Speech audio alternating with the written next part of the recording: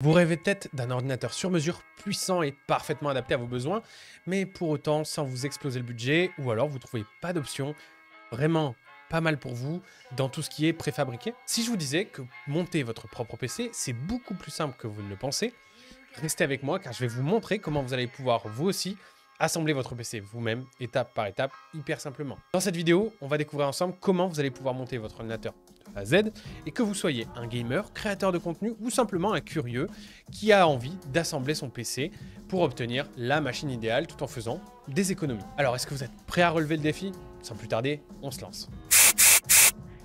On va aller un peu vite pour garder la vidéo courte, mais sachez qu'à tout moment de la vidéo, vous pouvez tout simplement faire pause, repasser le moment de ce que j'ai dit, ou alors vous mettre les images à l'écran en faisant pause pour vérifier que vous faites les bonnes choses, que vous les faites dans le bon ordre ou que vous ne vous trompez pas visuellement. Et si jamais vous rencontrez des problèmes, n'hésitez pas à nous les laisser en commentaire, on vous répondra et on prendra le temps d'essayer de dépatouiller tout ça avec vous. Pour commencer, c'est important de comprendre pourquoi monter son PC soi-même, c'est une excellente idée. Non seulement, ça va vous offrir une personnalisation qui est sans égale et totale, puisque vous allez pouvoir choisir chacun des composants de votre PC et donc vous assurer que votre PC que vous allez construire correspond exactement aux besoins que vous en avez. Ça peut également vous permettre de faire des économies en évitant les marges qui sont appliquées par les assembleurs.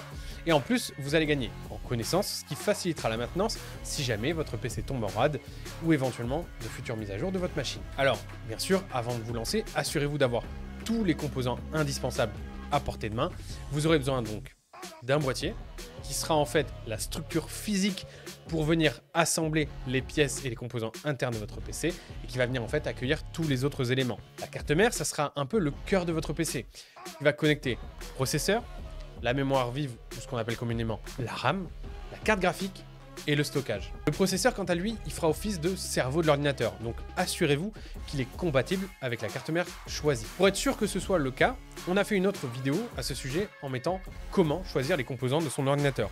On va partir ici du principe que vous avez tous les composants qu'il faut, qu'ils soient bien compatibles entre eux et qu'il n'y a pas de souci. Si jamais vous voulez voir comment être sûr qu'ils sont compatibles, allez voir cette vidéo, je vous la mets en lien dans la description et je l'affiche quelque part par là. On va commencer par préparer le boîtier en retirant les panneaux latéraux et en identifiant les emplacements qui sont faits pour la carte mère, les disques durs et les ventilateurs. On va installer les entretoises aux emplacements qui correspondent à votre carte mère pour la surélever et éviter les courts-circuits. Ce que généralement moi j'aime bien faire, c'est que j'aime bien poser sur un carton la carte mère et venir assembler tous les composants directement sur la carte mère.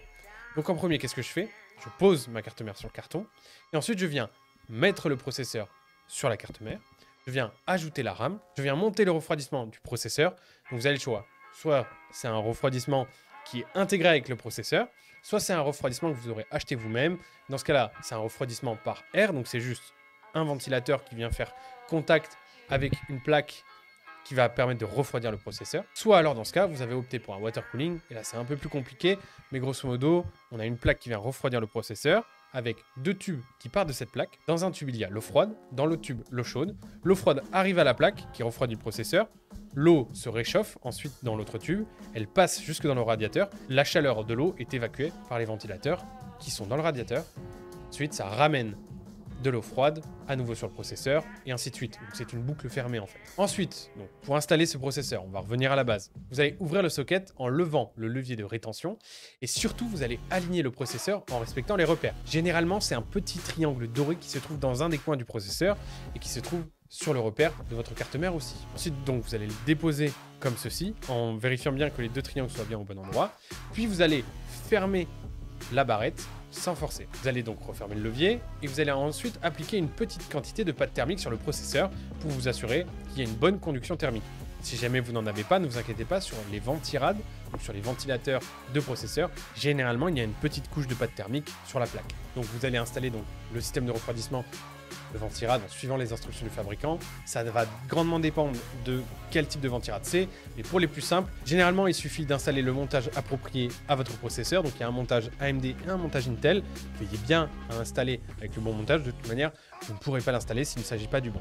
Généralement c'est un support qui se fixe soit dessous la carte mère et qui vient passer sur le devant, ou alors ce sont des petits trous avec des fixations qui vous permettent ensuite de venir poser la plaque. Une fois que vous avez installé le ventirad, on va installer la mémoire vive. C'est plutôt simple à faire puisqu'il suffit juste de repérer les emplacements qui se trouvent sur votre carte mère.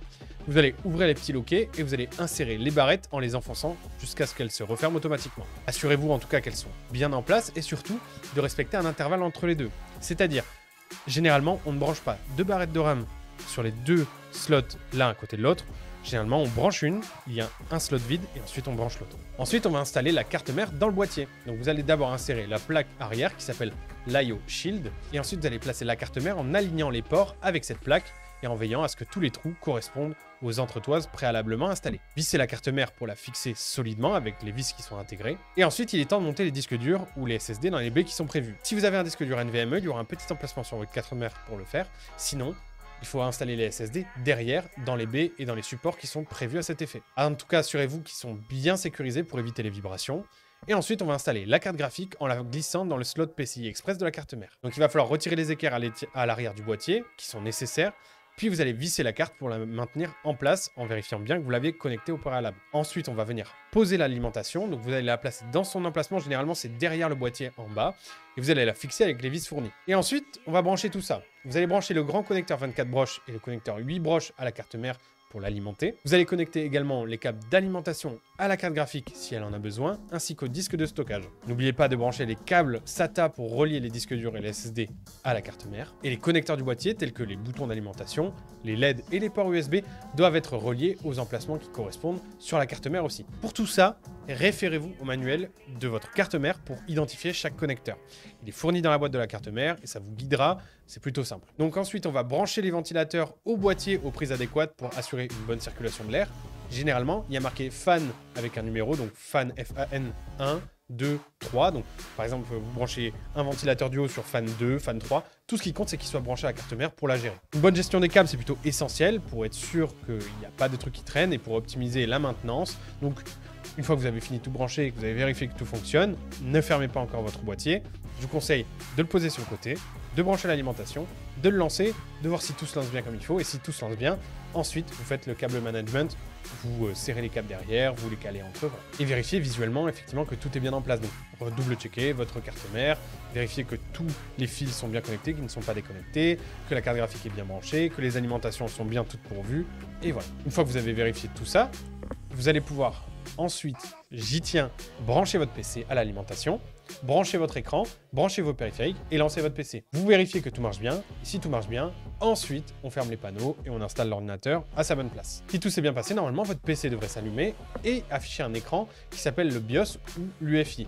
Normalement, vous n'avez pas encore Windows, donc vous pouvez alors procéder à l'installation du système d'exploitation de votre choix en utilisant une clé USB ou un DVD d'installation. Si vous n'en avez pas, sachez qu'on a fait une vidéo à ce sujet, pareil, je vous mettrai le lien en description.